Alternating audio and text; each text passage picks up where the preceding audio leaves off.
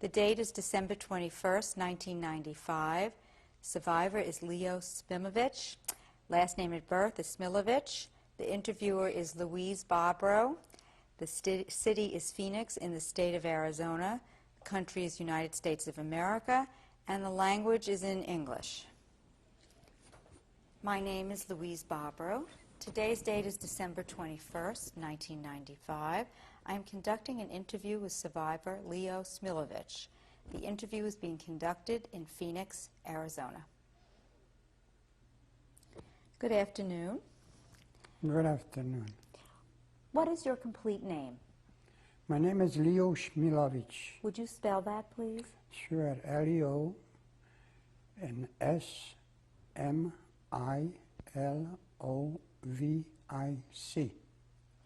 Was that your name at birth? Was that the name that you had at birth? No, my name was, the first name was Leopold. But in the immigration office they got it for Leo. So since I received to see my citizenship, United States, my name was changed for Leo. What is your birth date? My birth date is February the 27th, 1914. What is your present age? 81 and a half. That's going to be 82 in February. Where were you born?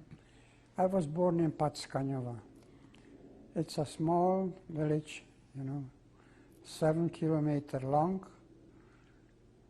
Population, it was around 500 probably. What country is that in? Czechoslovakia. Would you spell Pakovich? Could you spell the name of the town you were born in? Sure. P-A-C-K-A-N-O-V-O.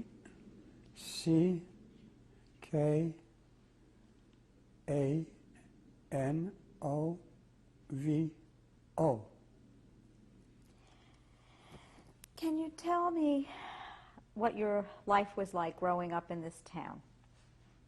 I was a child. I was 5 years old when we moved.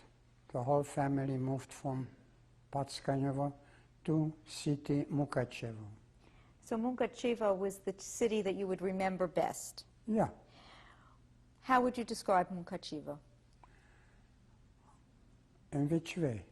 What was it like growing up there? What kind of town was it like? Was it agricultural, commercial? It was everything. Mukachevo was compared to Switzerland, some Switzerland like good city over there, Mukachevo was a very business city, the most business city. But outside, around Mukachevo, was a lot on farmers, They was growing wine, fruits, wine, you see, and other things, different kind things. Beside this here, you see over there, used to live Bulgarian peoples, and they are very good for landscaping and for developing, you see, some nice, different kind, how you call it?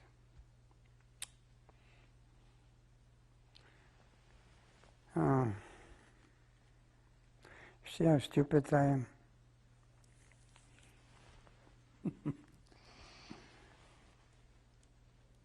Could you tell me the names of your parents?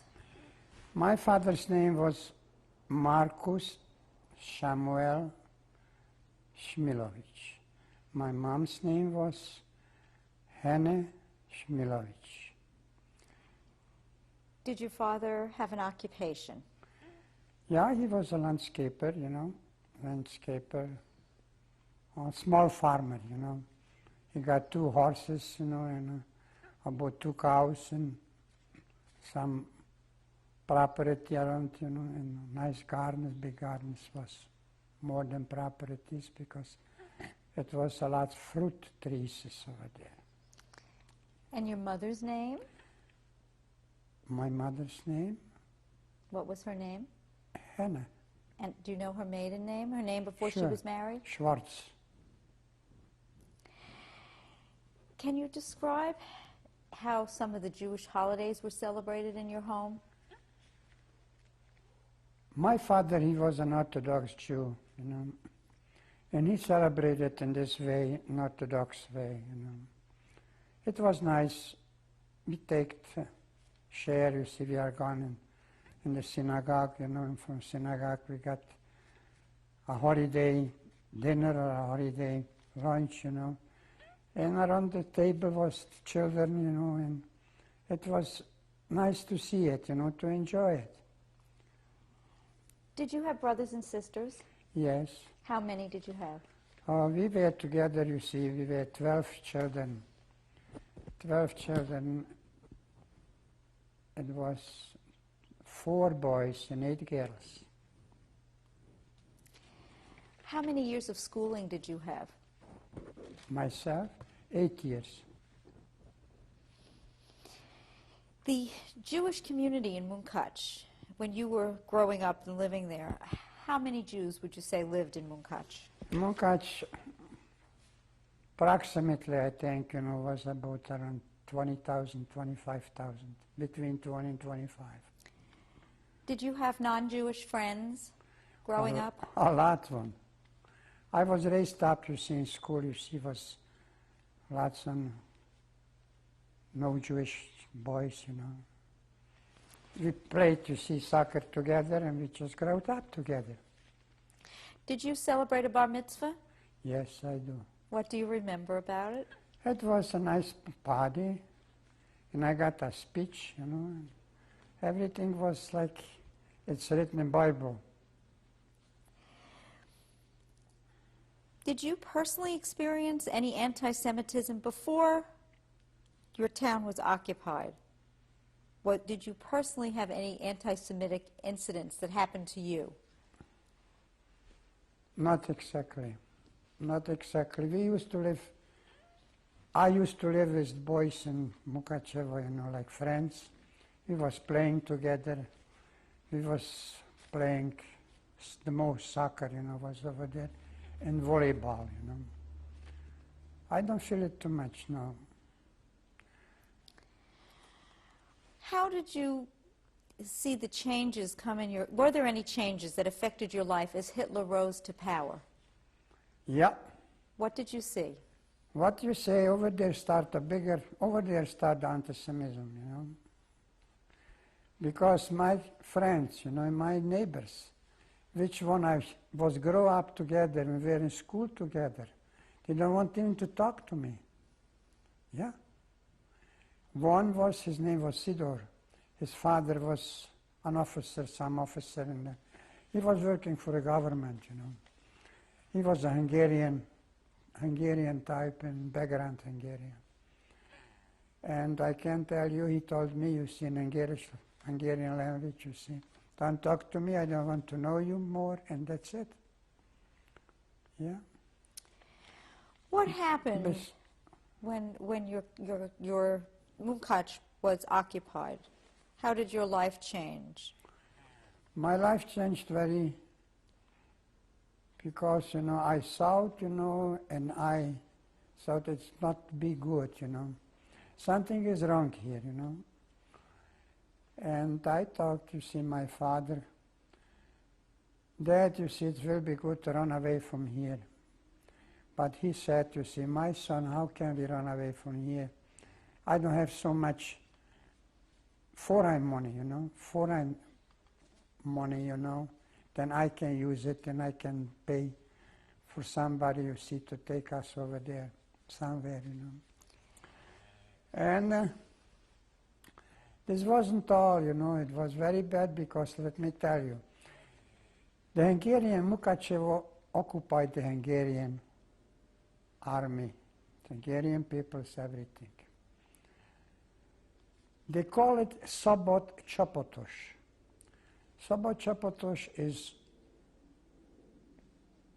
to kill, you see, to be a free to kill, you see, and free to rope, you know.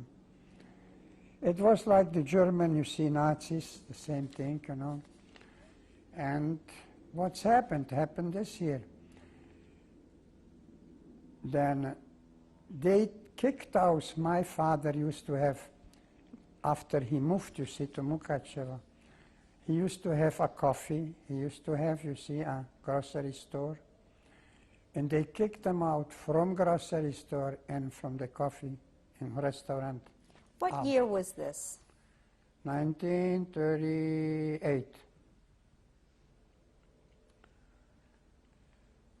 In 1938, by this all, can I tell you one, the 1938 months, May, because I was the youngest class, you know, not the youngest year, life year, you know, soldier, you know, in the Czech army. So then the Hungarian army, we received, you see, paper, you see, to come out, you see, and we are going to be in the Hungarian army. So in the Hungarian army, I was about, you see, about 5-6 weeks. And this was in 1949. 49? This was in 1939. This was, I'm sorry, you know, it was in 1939. It was in May, May. But because, you see, they got an order, you see, from the Germans, Hungarians, to kick us out, you see, from the Hungarian army and to put us in labor camp. So they transferred us right away, you see, from the army, and I came, you see, to Turja Remete. It was a 68 corpus, was it, yeah. But, I'm sorry, it was the labor camp, the name of the labor camp was what?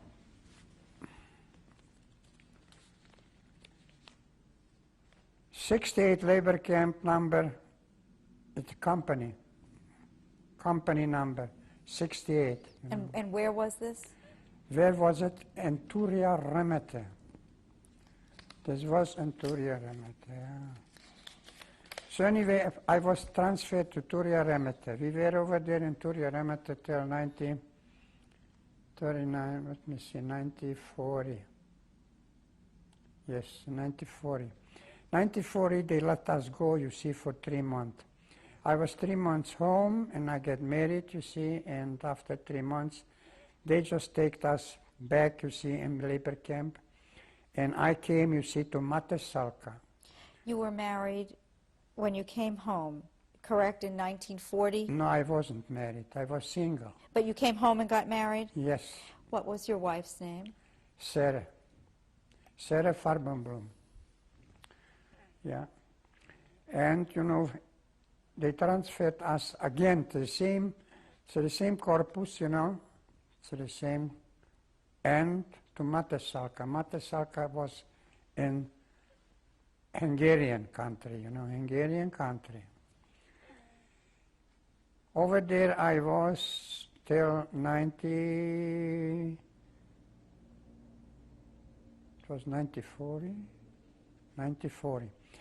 And on year 1940, 41, they transferred us to St. Endre.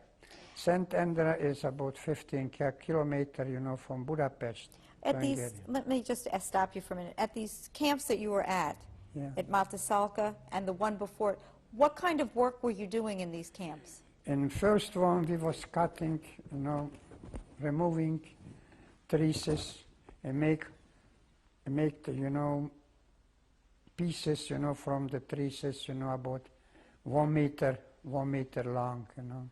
And we got to shrift it, you see, to make up, I don't know, 6 or 8 was it, a day, you know. One group was 5 people, you know, 5 people. And this was in Matesalka, we was working, you know, landscaping, you know, on the potatoes and I don't know what, you know, was over there, and corn, and so we was working over there. But in St. Andre, when we transferred us, you see, to St. Andre, over there was a very hard life, you know, because we was building, you see, a base, army base for the Hungarian army or for the Nazi army, God knows, I don't know. But we did it, you know. But over there was guards around us, you know, with rifles of us. And we got, you see, to kick from one shelf, you know, to the other, you know, by hand. Can you imagine? Beton, you know, beton. But I survived, you know. Were you with just Jews? Only Jews. Only Jews. All Jews, you know. It was about, let me say, about 140 or 150. Jews. All young people, you know. From 22, you see, till 30 about, you know. All young, because the older people, they put it separate, you know, in another kind labor camp. From St. Andre, they transferred us to Okno Slatina. Part from us, you see, they was working, you see, in a mine, in salt mine.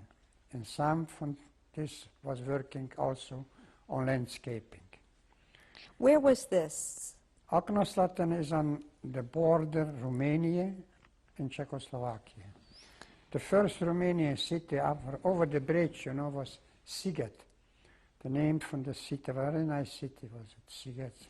In these labor camps that you were in all of these labor camps, how were you treated? Were you treated poorly or? Depends who was which Hungarian officer, you know. If he was a really nice guy, you know, he treated us nice, you know. We got one, he was a very bad guy, you know. But the end was, then he left his life over there, you know. I'm coming to this here, you know. So anyway, I was in 1941, they transferred us to Russia. So we came, they put us in train and we was just gone through a long way, a whole week, you know, we was traveling with this here. And we was gone through Kharkov, Kursk, Minsk, Bryansk, Stary Oskol, Novi Oskol, Neznamovo, Rogovatoje. Very much, you know, very much places, you know. They put us out, you know, from the train in Kharkov. Kharkov is a big city. But Kharkov belongs now, you see, I think, to Ukraine. And from Kharkov, we was walking, you know, we got to walk, you see, to the front, you know, to the front to go. And we was digging over there, you see, for the artillery, for the Germans. We was digging, but not only in one place. This was, I said, you see, the places, you know, where we was gone through. And we also, it came 1942. In 1942, I escaped, you know, not me, but myself. It was 4 boys, you know, one between us was a doctor, he was from Romania. So we escaped from my 68 Arbeitsbataillon, they call it in German language, Arbeits, you know, but labor camp, you know. I escaped and we escaped, you know, and to an old guy, Russian guy, he was very nice. He brought us, you see, potatoes, you know, and peas breads, and we was underground, like in a basement, you know, under the house. 3 days he was over there, and he take care of us 3 days, and he was watching how it's going in outside, you know. But it was an occasion probably, then he said he come once a morning, early morning, and he said, boys, no out, you have to go, you have a chance to go. We walked out from over there, and you know, the shooting was very heavy, you know, machine guns and artillery. But we don't care, you know, in this time, if you live or not live, but you tried, you know, the best. What's happened, you see, Russian partisans, you see, they catched us, you know. Because Russian partisans, you know, it was very strong, you know, better than the but more time better with the armies, with the army. Where were you when you were caught by the Russian partisans? Prokhorovka. Yeah, Prokhorovka. The name from the village was over there. Where in Russia would this be near? What large city would that be near? It wasn't a city, it was more like a village, you know, a bigger village, you know. What part of Russia? Do you know? It wasn't far, you see, from Novi Oskol, I think. Yeah, it wasn't far, you see, from if I'm right, you know, maybe, you know, it's not true, you know, but, you know, in Prokhorovka, over there, you see, we escaped from this labor camp. From over there, when we fought in, you see, to the Russian partisans, they don't believe us, you know, even if we got to see the yellow ribbon on our hand, on the left hand. What was the yellow ribbon? It's a labor camp, Jewish labor camp, you know. We don't got to see some stars, no, only a ribbon. And they take us, you see, in prison. They put us in a school, you know, but after this, a couple days later, like I told you, you know, I made a remark, one commander, you see, or commander from the Hungarian in the Arbeitsbataillon in the labor camp, for the labor camp, he was a very big Milos, they call it Milos, you know, in Hungarian language. And, you know, a Russian soldier, you know, he killed him, a partisan, not soldier, partisan. You know, he killed him over there because he brought him from somewhere, you know, I don't know where they catched him, you know. But, you know, he is gone. And I came to the prison, you see, to Luhy. From Luhy, what's happened in Luhy, break off, you see, a typhus. The boys was dying, but I was, take a look, I have to die also. Because no food, exactly food only, we got some soup, you know, nothing else. Once in a week, you know, a small piece bread. So I said, I'm going to escape, you know. I was 2 years in the army, you know, and I was gone so much through. I was twice mobilized, you see, in 1938, you know, first in May and the second one in October. So I said, you see, I have to go from here. I did, you see. It was a big snow, and I just was slowed down, you see, between the snow, came to the road. And the road was an old Russian guy. They call it Troika Loshadei.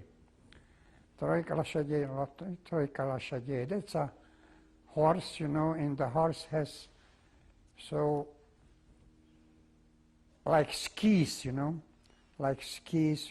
and he takes us. I was asking him, would you take me somewhere, you know, to a city here close? And he said, yeah, come on. He take me over there, and he take me to Novi Oskol. He take me to Novi Oskol, and he said, up here you can be with me. Here you can, on your own. What I did, you see, I just fell down on sidewalk over there, and I make myself, then I'm dead, you know, I dying. People surround me, and they just catched me and put me in a hospital. But this hospital was a Russian hospital for the Russian soldiers, you know. This was injured, you know. They was over there. But, you know, they don't know who I am, what I am. And I know the Russian language, you know. I know the Russian language because in Mukachevo, they got Czech language and Russian language. See, but I take the both one. And beside this here over there was a lot on Russian peoples used to live over there. So I know the language, so I said, this is it, you know. Where I am. Okay, you're in Novi Oskol. Novi Oskol. So I was in hospital, right. I was in hospital, they gave us to eat, you know, everything, you know. Beside this here, you see, was a lot of sick and injured soldiers, you know, which one they wasn't able to eat. So they left the food, you know, and they give it to us, you know. You want to take it, you know. So we was eating. But after 3 weeks, you know, they find out that we are not Russian soldiers. That we are from labor camp, you know. I don't know, because over there in this hospital was also other prisoners which one run away, not only me, you know. But I don't know no one. So anyway, after 3 weeks they kicked us out, and they put us in a house which one was after the war, you know, after the German left over there. No windows, nothing, you know, it just only straw was over there. So we was living, I was over there on the straw, sleeping, you know. It was a couple days. After a couple of days I said, no, that's not business, you know, I have to go. And I'm going, and a Russian Cossack, he dropped me here and take me on the horse behind him, you know, and he's asked me, how many Russians you killed? Well, I don't have munitions and I don't have a gun, I don't care, I'm from labor camp. Why you ask me so in Russian language, you know? And he said, you see, I podumаю, I'm thinking, you know. Then you did, no.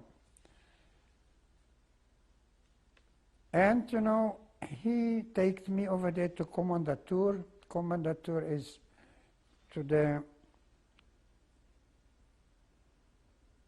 city, it was a village, you know, to the mayor over there. See, the mayor office, you see, was over there, you know, and over there they call it Kommandatura. So they take me to Kommandatura, and they was asking me questions, you know, from where I am, what I am, you know, everything.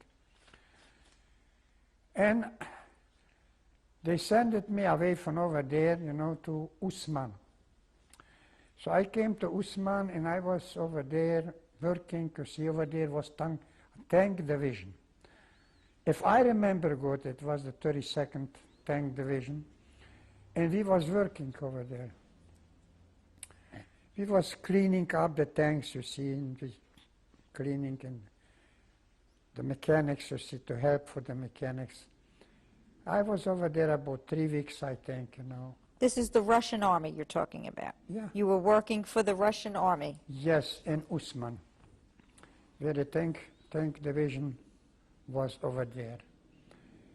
By the way, I take a look once, a jeep stopped over there, and I take a look on the guys, which one on the soldiers, you know. This is Czechoslovakia uniform. So I'm running to the jeep, and I came over there, and I said, what kind of officers you are? You are Czechoslovakia army?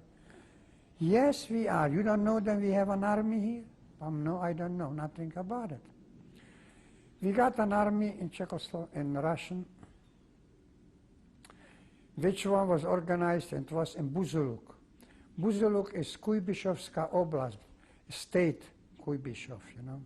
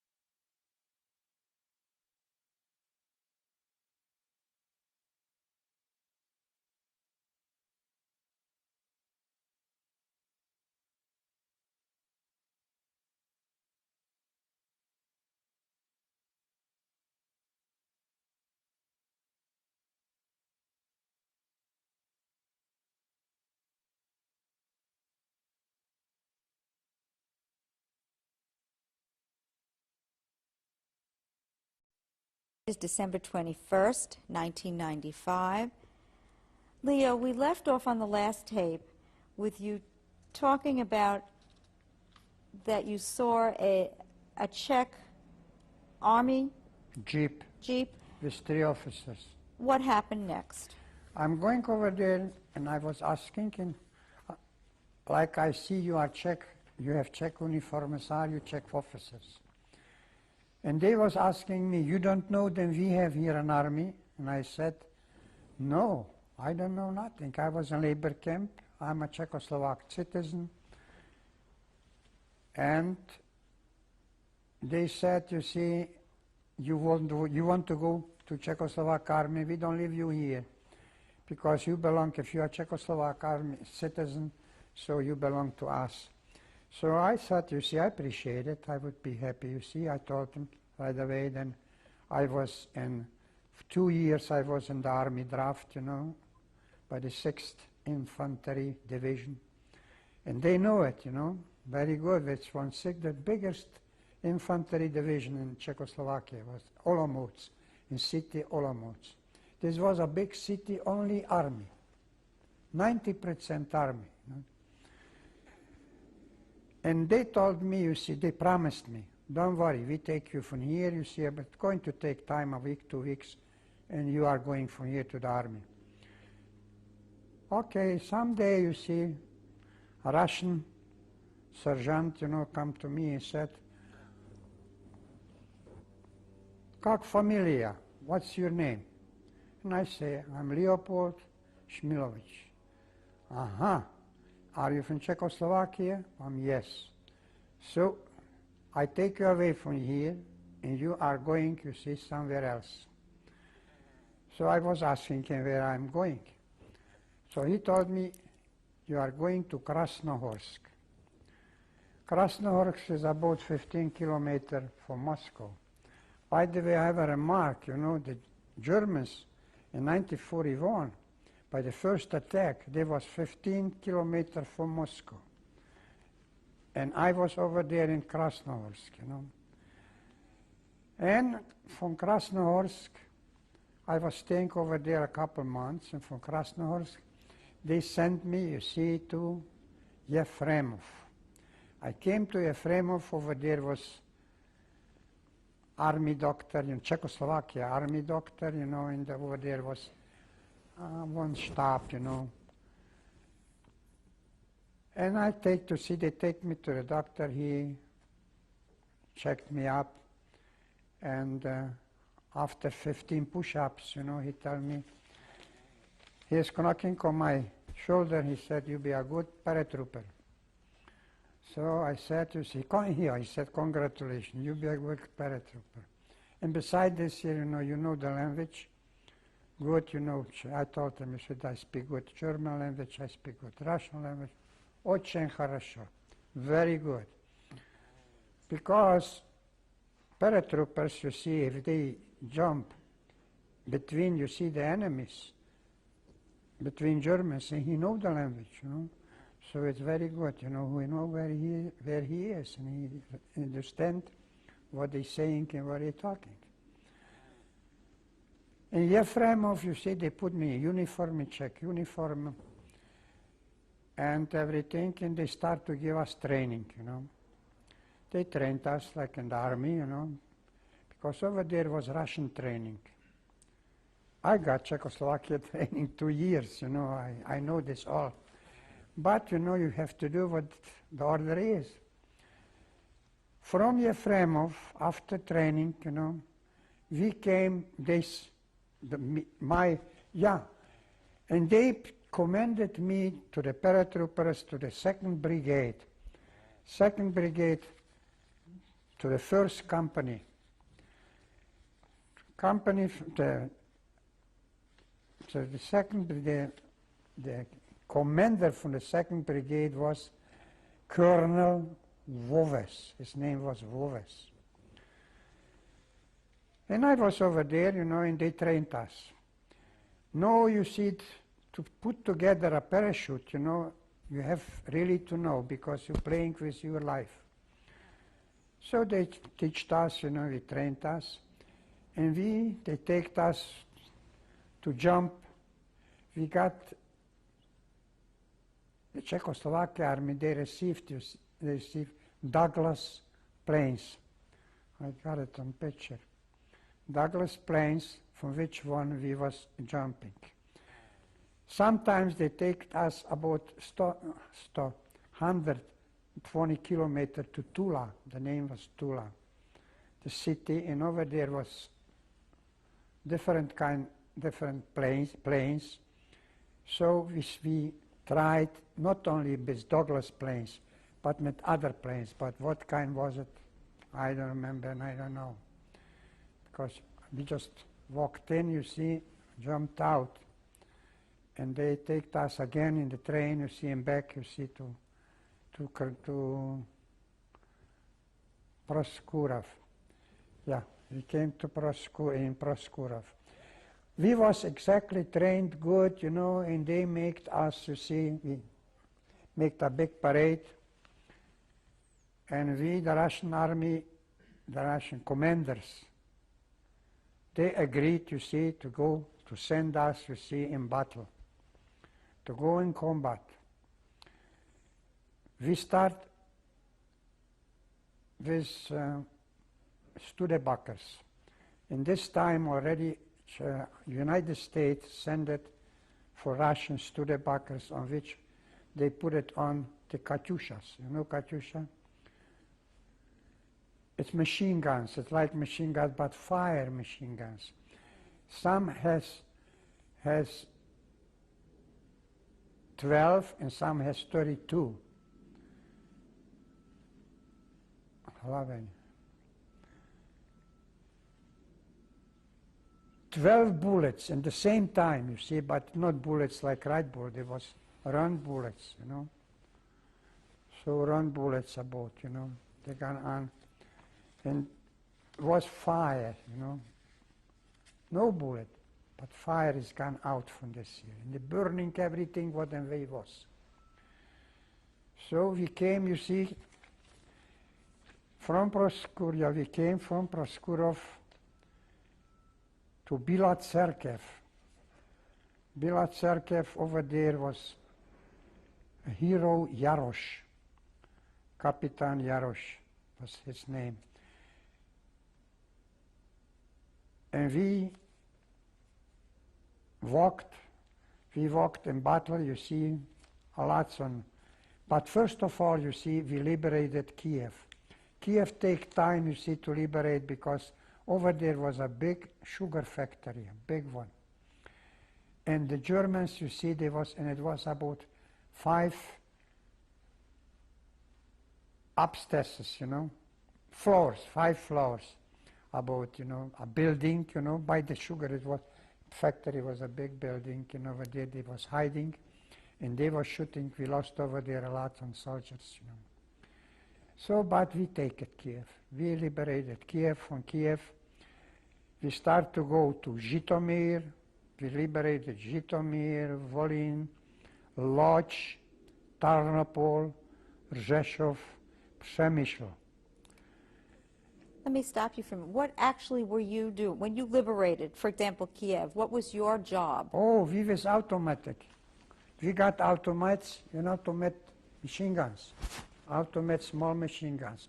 Which one got Buben? Round Russian loaves, you know, 72 bullets in, you know.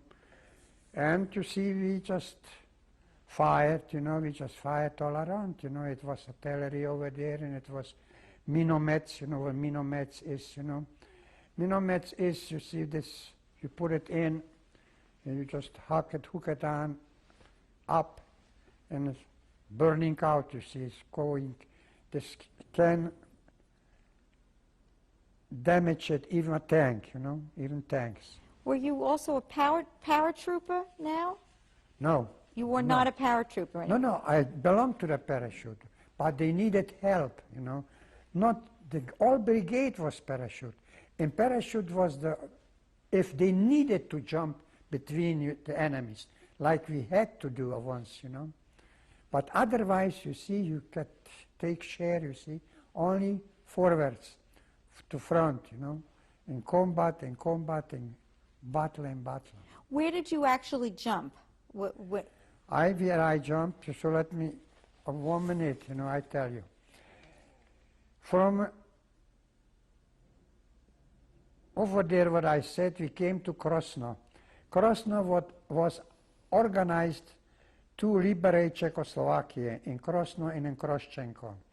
And over there we got a city, the name was Dukla. This was a big, big, big fight, you know. It was like here, you see Camelback here. So was the Germans was on Camelback, you see, on the top, and we was on the bottom, on the ground. And they made over there many things, you know, different kind digging, you know, and they got artillery over there and other kind munitions, which one they really got a chance to see us, and they got a chance to kill us. But we got a Captain Steiner, his name was Steiner. Once at night time, you see, and he said, he was the commander, you see, from the company, from our company, which one was in this way, the right side. And we make to see opchvat. We are gone around, but you see, please, I don't know in English. I show it to you. You're on your elbow, you know, you're going on elbow and on your knees. And we came from behind, and from behind we succeed, you know. We killed over there, you see, what we can. You see, the other kind we take them prisoner. You know. And we liberated Dukla. And from Dukla, the paratroopers take it back to Kroščenko. And we got an order, we are going, you see, to liberate, not to liberate, to help for the Slovak army, which one was before, together with the German army. But they turned on the other side. They start to fight against the German. And they are connected itself with the Russian army. But they needed help, you know. So about 2,000 people, 2,000 soldiers, it was supposed to descend. To descend means, you see, to jump down. In October, I don't know, maybe it was the 12th October. In October the 12th, I think, was it, which I jumped with my soldiers, you know, 31, which I got in my squadron, you know. And we jumped over there on 3 Dubi. The name from the airport was 3 Dubi. We jumped, and in a half an hour I got all soldiers together. My plane number was number 13. And in morning, around 6 o'clock, we made an attack on 2 villages. It was connected with another company. And we made an attack on the 2 villages. It was Horní Lehota and Dolní Lehota. I see it now before me. And we take it, you see the 2 villages. But it doesn't, we got chances to kill or to destroy German Nazis, but we got to go away in 28th of October. They surrendered us, the Germans, with heavy machine guns. What year was this? 1944. And you see, they surrendered us, and we don't got enough munitions.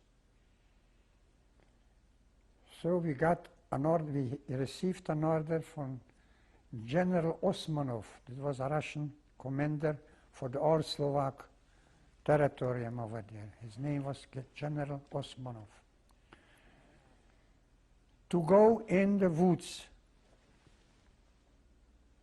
20, 25 soldiers together, you know, between 20 and 25. This is groups. Make up groups and make from one group, every group let have, you see, a commander, and you have to be partisans here, no other way. We can go make another attack against the Germans because we don't have with what. All right, so it came the time we was fighting, you see, in the woods over there and against the Germans. The 15th on January 1945, we received an order from General Osmanov. We have to make an attack against the Germans. We have to go again across. We have to go through the front, through the German front. We did it. And we did it, and we are, yeah.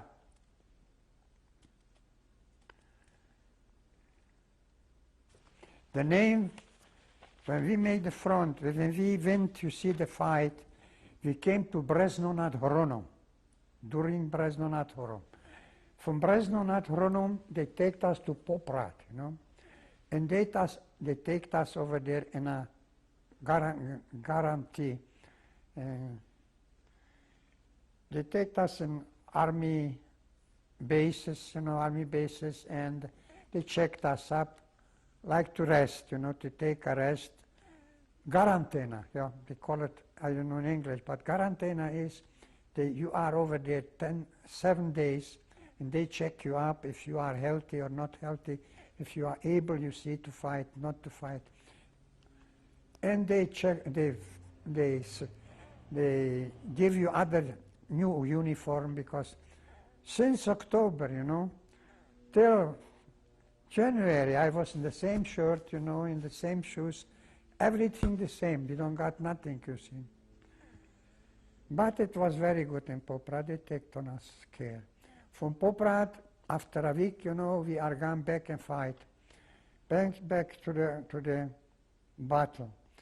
So anyway, we came to the combat. We liberated Kežmarok. From Kežmarok, we liberated Lubice. From Lubice, we are gone through Slovakia, and it's already March, you know, already March. In March, we take to see Liptovský Svatý Mikuláš. It was a nice city. Over there, from one side city was the Germans, and the other side, you see, was our army. And from the left side, you see, was the Russian army. Because we got, or from the right side, or from the left side, was Russian army, always, you know, not always, sometimes, you know, but over there was, because it was a big fight over there, you know, because it was a lot on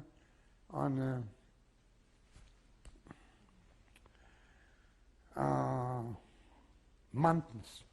It was, you know, if you know the map, you know, over there all around is the low mountains. The low mountains, and what's happened to see in March, I got you know, my commander told me, you see, Leo, you are chosen, you see. You know, they called me Polda in Czech language. They don't say Leopold, but only on paper. Otherwise, I was Polda. And this time, I already was a Rodmister. What mean Rodmister? Like, here is a younger lieutenant, you know, like a younger lieutenant. And they chose me, and another one, his name was Kovac, Alexander. And we came to Poprad, and in Poprad already was President Beneš, which one in the war, you see, is gone in exile to London, and over there they organized also an army, and he was over there. He came in March to Košice, and from Košice he came back to the front to Poprad. And in Poprad, you see, they came over there. We supposed to be decorated over there. But, you know, I know Beneš. His name was Edward Beneš. He was in Harvard, in Harvard University before, a long time ago. He was teaching, he was professor over there. And you know, in one line, we are staying 14 soldiers, officers, soldiers, and President Benesh and his command, you know, over there, the officers what belong to him. They put on my left side of my heart, you see, a medal. I was crying, tearing, crying. My tears are gone because I left from home in 1940, because in 1939, but in 1940 I was 3 months home. And nobody knows from this time what's going on with me in my life, or I'm dead, because my nature was very fast. You know what I mean, fast? I wasn't scared for nobody. It's gone, come, it has to be, let be. So I received, you see, my medal. I was happy. I came to my company. They congratulate me, you know, everybody, and it was nice. Now we are going to the front again in battle, and it's coming, you see, not far. Battle is going on. We are going to Spišská Nová Ves. We take Spišská Nová Ves, we take Žilina, we take Moravská Ostrava, we take Těšín, Karviná. We got a doctor, you know, a doctor between us. Our doctor in the company's doctor was Dr. Flach.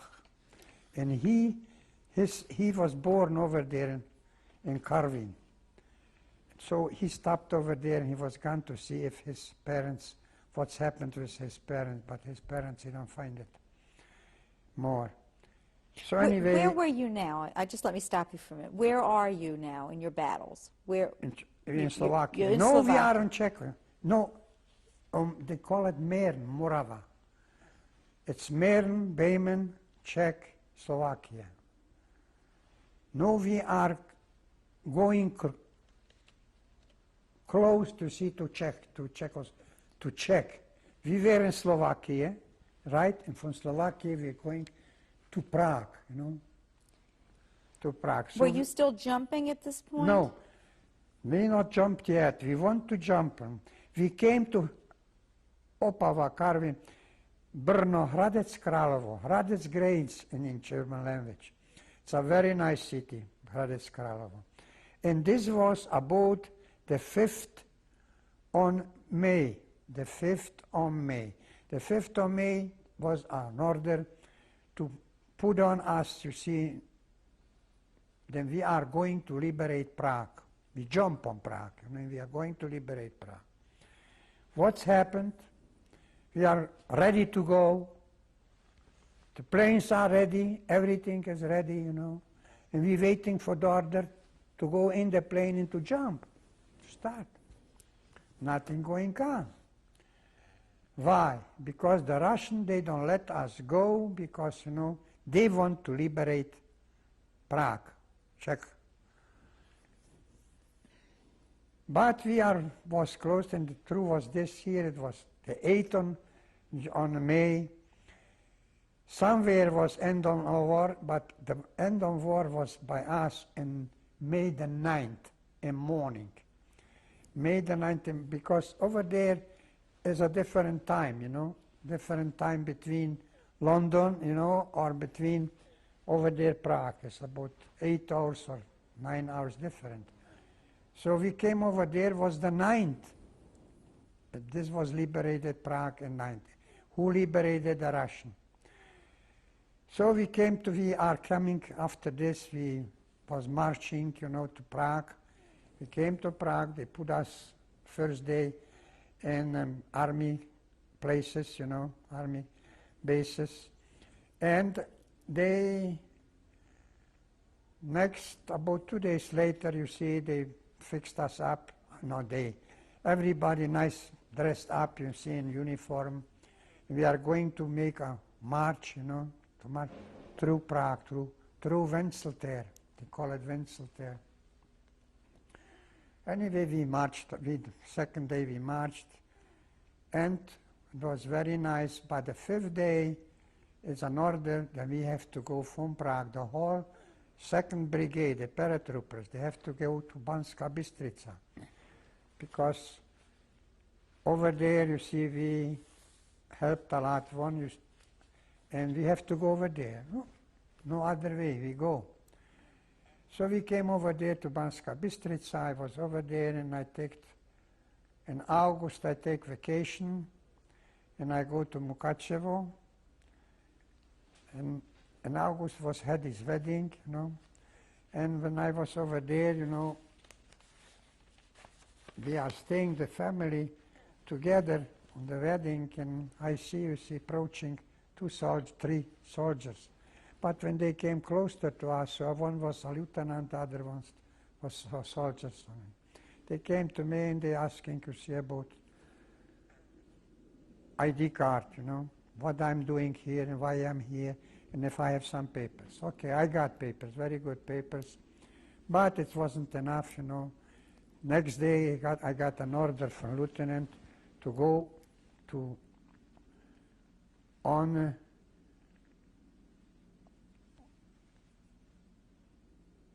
the commander, the city commander, to go to the city commander. Anyway, I was gone the next way to the city commander. I came over there, and he was a colonel.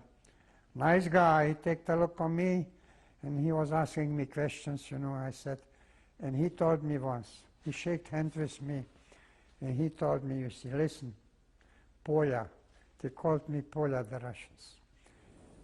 You disappear from here, because Mukachevo was occupied by the Russian.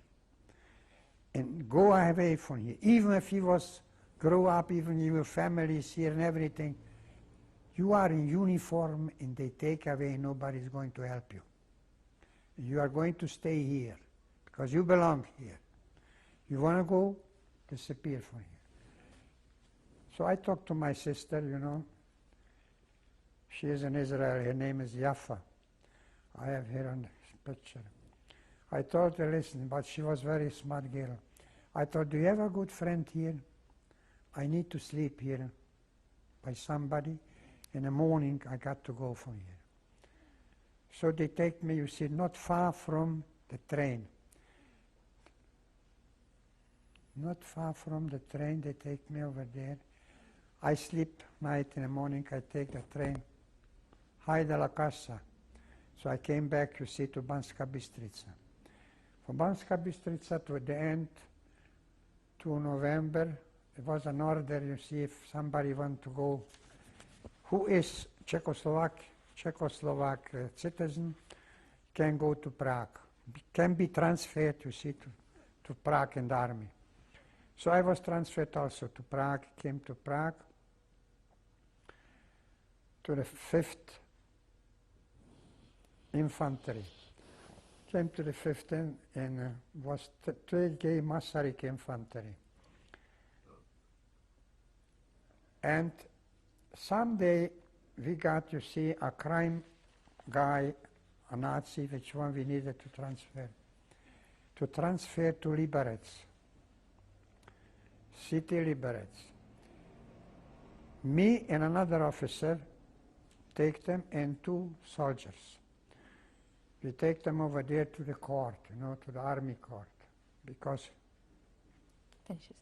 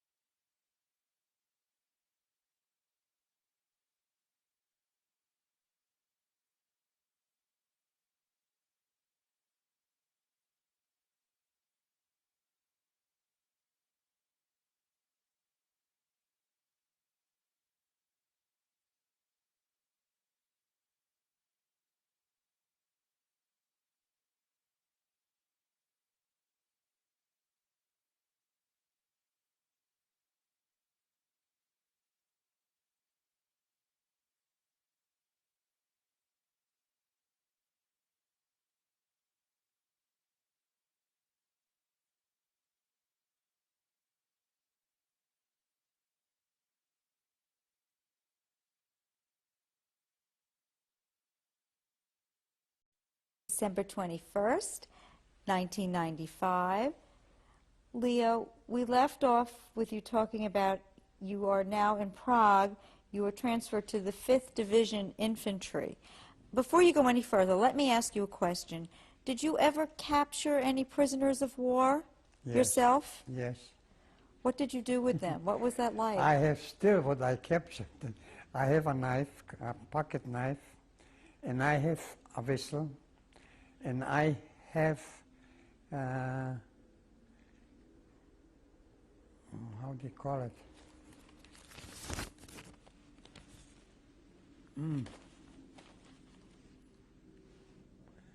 Cooker. So anyway, I captured prisons when we made, you see, an attack. January, the last prisons, we take prisons by Tarnopol, by Bila Cerkov, over there, you see, Latvan. We take them one way by Tarnopol. Between Tarnopol and Bila Cerkov, we take 400 prisons, German prisons. Yeah. What did you do with them? They take it, the Russian take it. Давай, пойдем. So now you're with the 5th Division Infantry.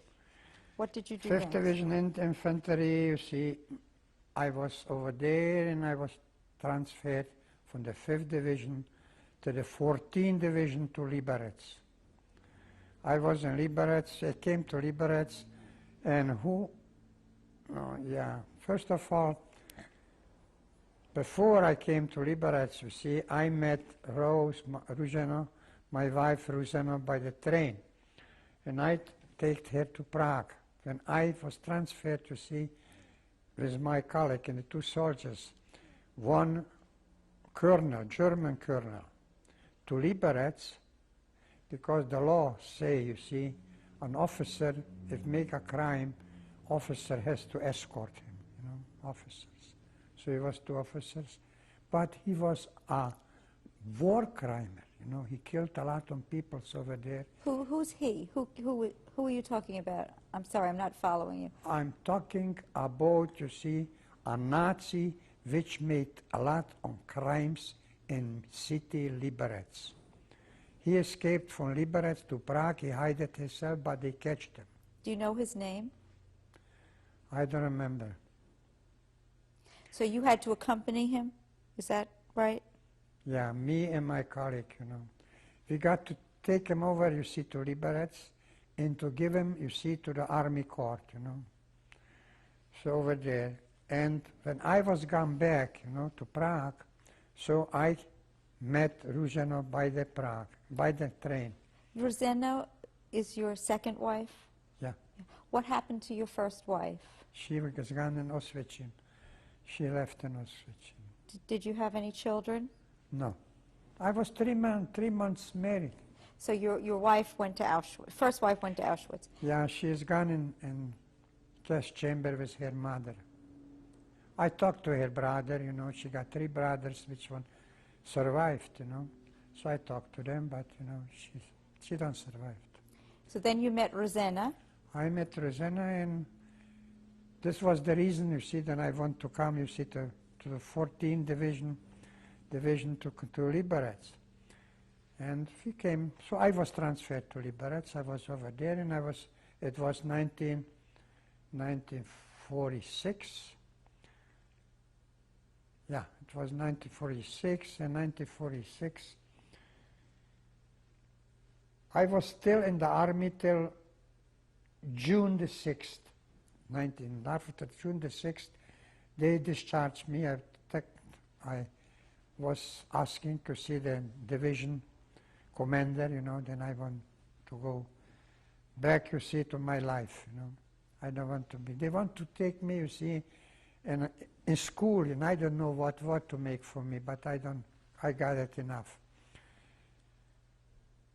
So, and it was a law, 255 number. Every veteran, war veteran, if he is going to discharge, he can't discharge from the army till he receives a job. First, the government has to find him a job. Anyway, they don't find it a job, but I find it by myself. Because my profession was waiters, profession.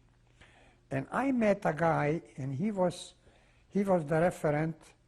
He was in charge, you see, on trades, on business trades, And I talked to him in a restaurant, in some restaurant, we were together, And I told him the story. I need a job because, I can go. They don't want to discharge me in different kind. Don't worry. You are going to have a job. I call you up in a couple of days. He called me up in a couple of days. Hey, Leo, I have for you a nice restaurant. You are going to take it over. And I said, okay, I'm glad. So next day I go to report to see my commander, and I tell him, listen, I have a job, let me go. And he said, what kind of job? I told him this and this and this. I gave him the name you see from the referent who is in charge of on the business jobs, on the business stores and everything, license. So anyway, he called him up if it's true, he want to make it sure. Anyway, he make it sure he's okay. And, I think June the 6th, you see, I said goodbye in the army. And I take over a restaurant, a very nice, in a nice place, on a nice section, In Liberec? Liberec, the name was Stalingrad, Restaurant Stalingrad, because he was famous, So anyway, I take it over, and Rose was very good, she was a very good business girl. After this, I was over there till 1962. No, 52. Till 1952. In 1952, I was gone for vacation. I came for vacation. I want to go back to my job. No, you are going to take over restaurant Pilsen. I take over restaurant Pilsen because it's gone down, and I know how to develop it. I got magnet in my body. So I was told, you see, from my director. So I take over restaurant Pilsen. It was very nice restaurant also, a nice place. I was over there also. In 1960, let me see.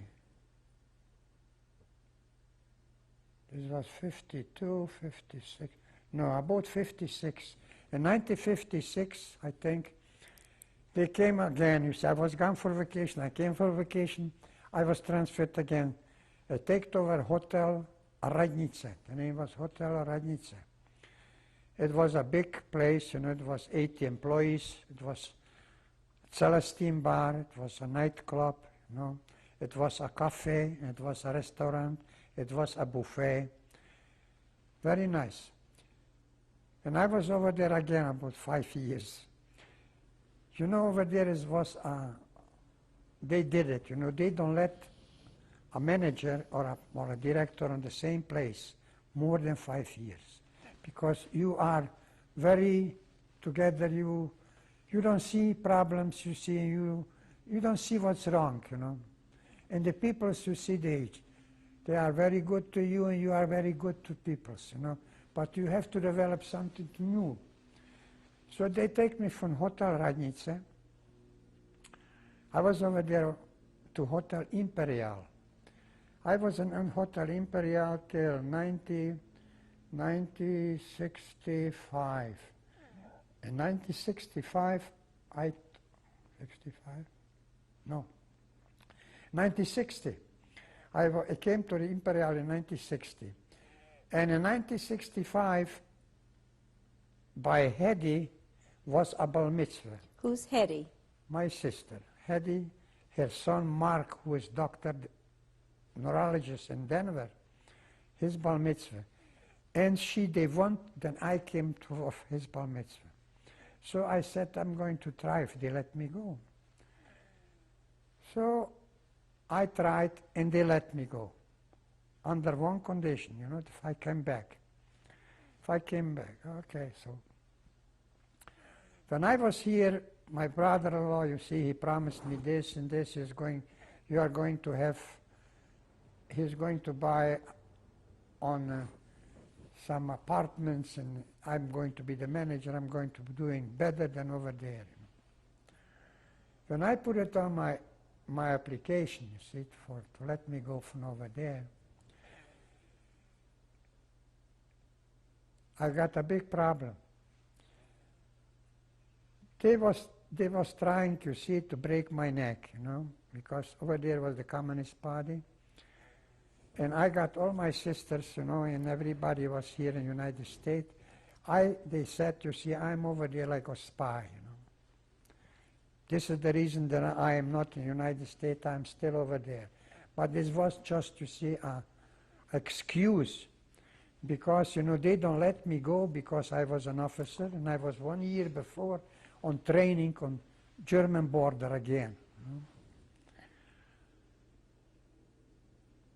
They kicked me out from Hotel Imperial, and I was gone back to Hotel Radnice, because the law 255 doesn't let, you see, a veteran, World War II, you know, to kick out only like that, you know.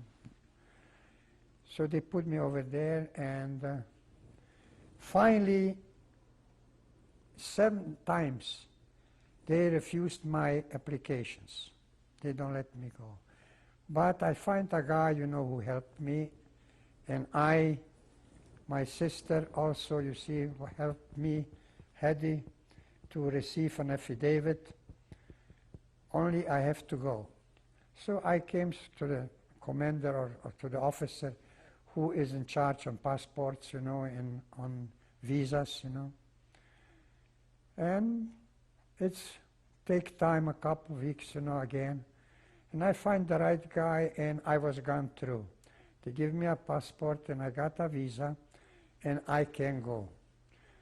Finally, you see, in 1966, I think in October, we left Czechoslovakia, and we came to Vienna, to Austria. Did you have children already by this time? Frank? You had a son. Yeah, Frank was born December the 4th, 1949. Yeah. He was born. So we came to Vienna, and in Vienna, I report myself, you see, by the American embassy. And the American embassy, they said, you have to wait here, you see, till your visa and your affidavit is coming from Washington. So I was there, let me see, October, November, December.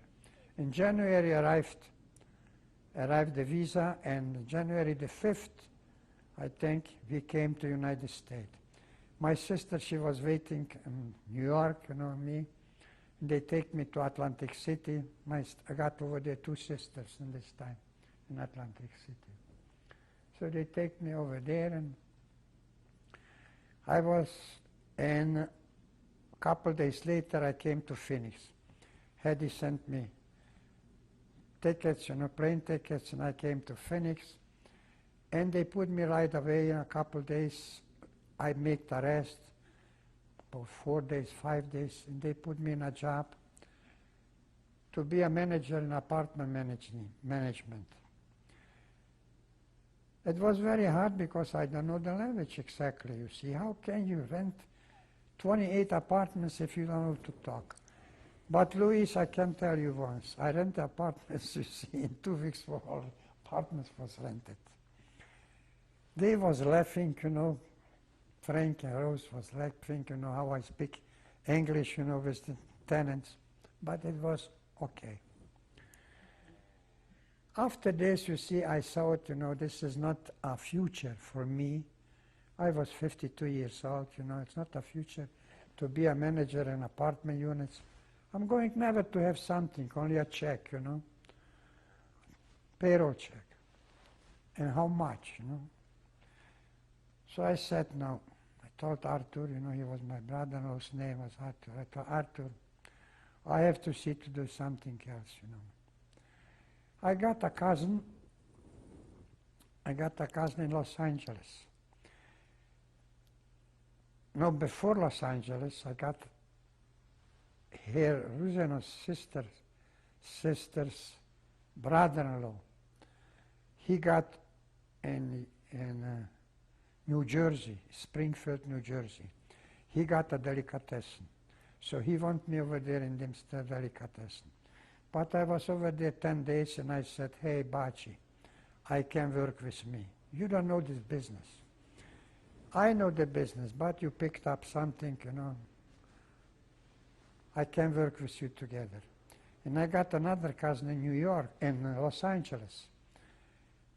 And he found it out, and I quit, and from Springfield I came back to Atlantic City to my sisters. But Ruzeno, she was over there. He don't want to let her till I find another job. He called me up, Tony was his name, from Los Angeles. Hey Leo, I need a partner. You be my partner. I don't want for you nothing. We're going to make it together. He got a to-go restaurant. To go. I was over there. He find me a nice apartment, a Chinese village, apartment. And everything, he was happy, then he has me, but I wasn't too happy because I got a lot of friends in Los Angeles. Which one was with me in the army, They said, no, you can make a living with this here. That's not for you. You somebody, so this not. Okay, what's happened? A couple of days later, you see a phone call is calling from Phoenix. Another nephew, my older sister's son. His name was Denny. He called me, I have for you a job, you come to Phoenix. Nice restaurant, beautiful. Phoenix was Carousel restaurant, the name was Carousel. And I know this kind of job, very good, I came here to Phoenix, he introduced me, Denny, my nephew. Hey, you okay, fine. I start to work over there, and I was working, you see, till I fell down on my elbow, I got a switch, I fell down in the kitchen, you see, on beton, and I hit my elbow. I wasn't able, you see, 4 weeks to move my hand. After 4 weeks, I was okay, I was going to work again, over there, the same place. Had his husband, come over there and said, Leo, I have for you an offer. I told him, what kind? I'm going to open a store, a wig store, and in the wig store, you be the manager. I told him, I don't know wigs, what I know? I never know this kind of business. How can I go over there? I give you a wig training, you don't need more. You know, you are a good seller, you are a good talker, you see, you be okay. My nephew, Denny, what he bring me here to Phoenix, he was a manager for my brother-in-law on Camelback in a wig store. Then the wig store was Livier's name, Livier Wig Store. And he wanted to open it on Bethany Road, also a wig store, a big wig store. Also Livier. I received 1 week. 1 week. I was gone on Monday, and Friday I take a look, Arthur is over there with a big truck. And he say, hey Leo, it's enough, you know enough, you don't need more to know. I have here merchandise and come, let's go. We go to open the store. So we open the store over there in Bethany. I don't know nothing, but he put it on a girl, profession girl. She was a good stylist, she was a good seller. Carrie was her name. How many years did you have the wig store? How many years did you work I was working 18 years for him. I was working 12 years, 14 years, 12 hours a day, and 1 hour to drive, It's 13, no Saturdays, no Sunday. Sunday open from 11 o'clock till 5 o'clock. 18 years. Beside holidays, holiday was closed. And now you are retired? So I was working over there 18 years. After 18 years, you see, I retired. That's it. Let me ask you something. What was the fate of the rest of your family? What happened to your mother, father, and the rest of your sisters and brothers? My father and mother, my father was killed in Buchenwald 2 days before liberation. Can you imagine? My sister Eva, my sister Goldie, and my mom, they are gone, you see, in gas chamber in Auschwitz. One brother in Mauthausen, one brother was liberated in Mauthausen, but probably he died maybe on some typhus or something, but he was alive, and he sent a message he's coming home. Otherwise, you know, if he don't send this message, I was in uniform in 1945. I got chances to go over there where he was, you know, he was in some hospital, close somewhere by Linz, or what the name is over there. But, you know, he never came home. I was looking for this boy all over the world, and the most in Russian, because I got a feeling maybe because Mukachevo took over the Russian, they occupied it, and he probably said he is from Mukachevo, and liberated over there this kind part. Mauthausen liberated the Russian, liberated Mauthausen. And this was, I think, and he was a car mechanic, auto mechanic. So I was thinking maybe, you know, they take him the same. Nowhere, you see. Somebody said, you see, some nurse was in love with him. He was a very nice, good-looking boy, like Frank, you know. Anyway, you see, and Hedy, let me see, Tsili, Hedy, Yafa, Flora, Rose, Rita, yeah, six sisters, they are in life. They liberated, you know. And my brother, other Sam, he's in Toronto, live in Toronto. He has a nice family, got 3 children. One is a professor in Detroit. How many medals did you receive? 12. In 1947 was a big convention, you see, in Prague. And it was in April, 7th of April. And can you imagine, and when they call in radio, radio, over there it was a big march, you know, I have a picture from big march in Prague Convention there. And after the march, you see, was a big speech over there, the President Beneš. And I hear my name, you see, Lieutenant Leopold Smiljovic, to the president. Go to the president on stage, you know, where he was over there. So I came over there and he put me on, see, a war cross, the biggest medal. And he put me on another one. This was for Slovakia when I jumped, you see, to Slovakia.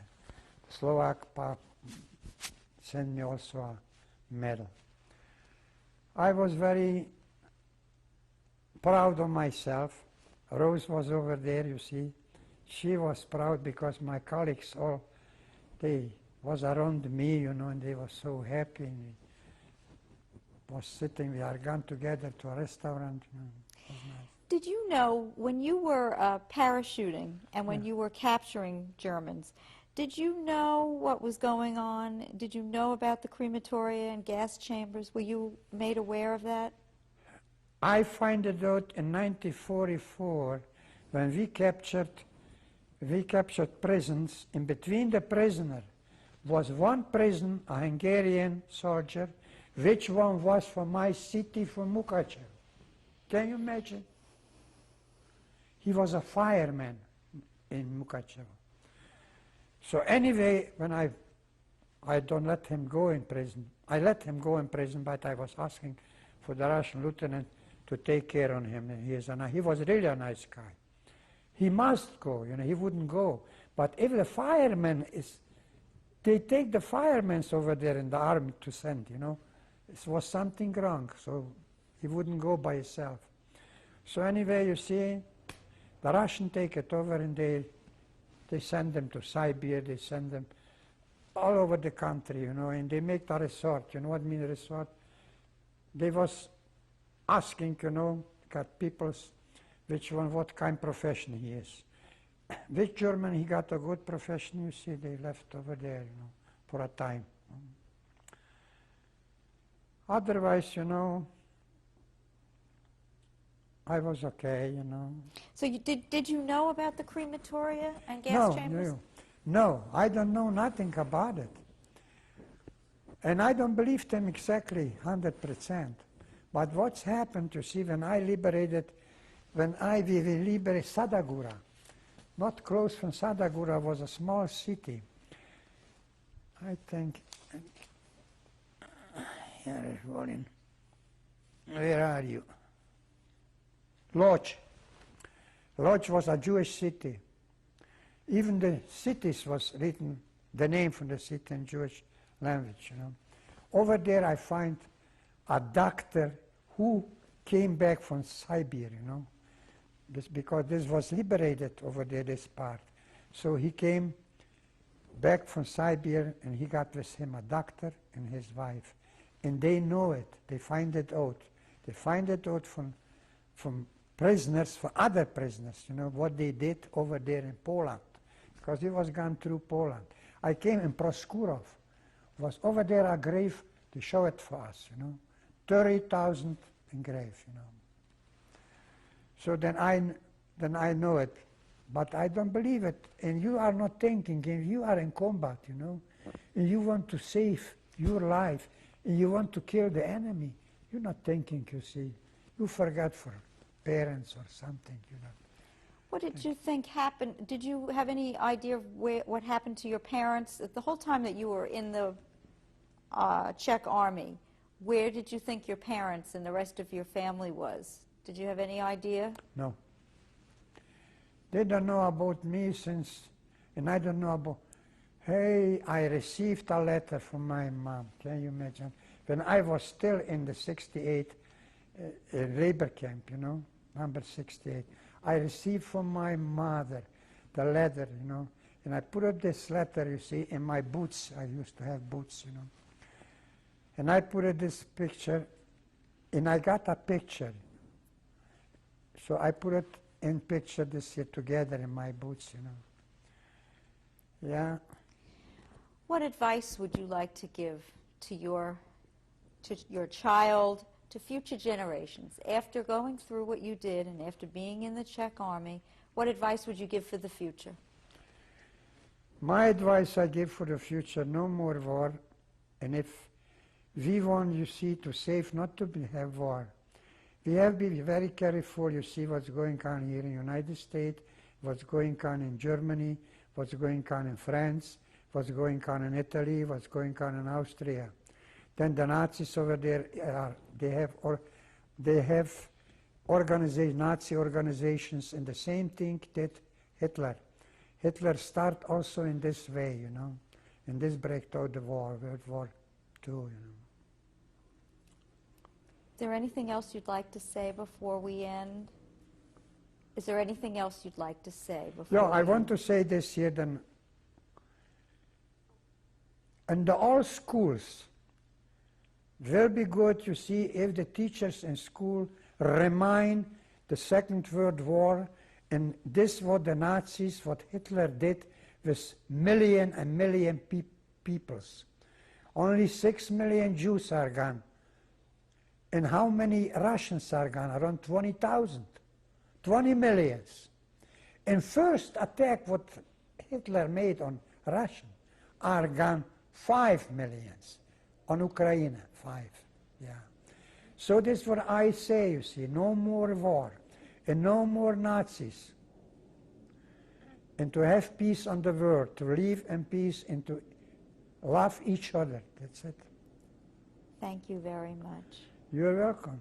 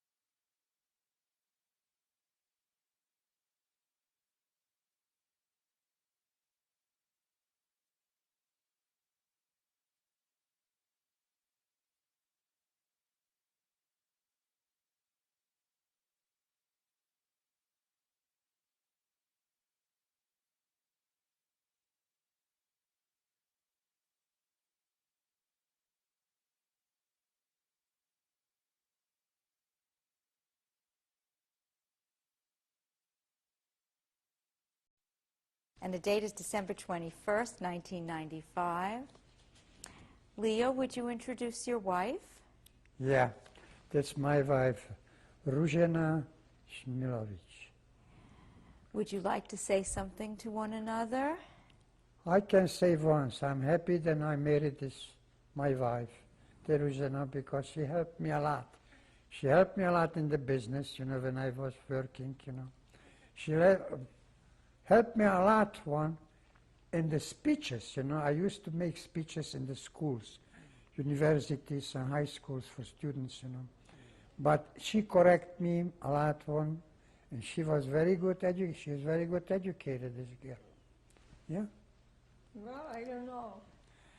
And I love her, but she don't believe it, you know. She tells me always, she don't believe it, but I love her. We are together 50 years, and God bless you, see, you stay here, you see, to whole life in good shape, and remind me if I'm going first to see, I don't know. But don't be worried, till I am alive, you okay, I'm going to take care of you. And don't think, you see, I am this, you this. No. I never forget you, and I can't forget you because you belong to me. Rosina, would you And I like to love say you. something? I am glad that I married him. I find him, you know, because the beginning was very hard, you know, and I was proud that he is a survivor of like a veteran of war, you know, and he saved lives, and he was helping to fight against Nazis. the wars, and he liked peace, you know, to fight for that. That was very hard for him, I'm sure. I went through a lot, and he maybe more. Everything, both of us was in a different way. I wasn't able, and he was sometimes able to do that. Thank you very much. You're welcome. You were very nice and helpful. You know, it was easy because you are such a nice personality, both of you. Who is this a picture of? On picture of my family, my father and my mom, and my sisters and my brothers. When was this taken? 1932, At where? in Mukachevo, Which country? Czechoslovakia. How did you get this picture? Picture, they find it in Mukachevo after the war, and they made copies. Because who made the pictures, he survived also. And he made this picture. So when he find it over there, it was lots of other pictures. So he gave it to me, and we made, you see, not me. I think my brother, he did it. Picture on the left. Picture on the left is a picture which one we was ready to go to Slovakia to the stand, to the sant. What mean the sant? You see, I'm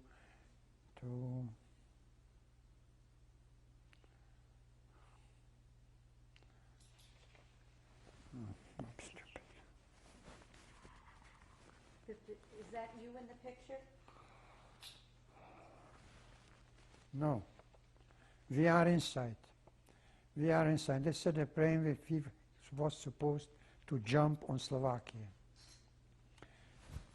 In 19... To liberate a part of Slovakia, right. To help for the Slovakia.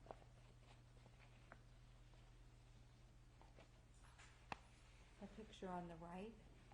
Picture on the right is the training, when we was trained in Proskurov and Yefremov. Are you in that picture? Yes. Where are you in that picture? I'm the first one. Climbing up the steps? Yeah. That's what I'm looking back, if you do it. Who is that a picture of?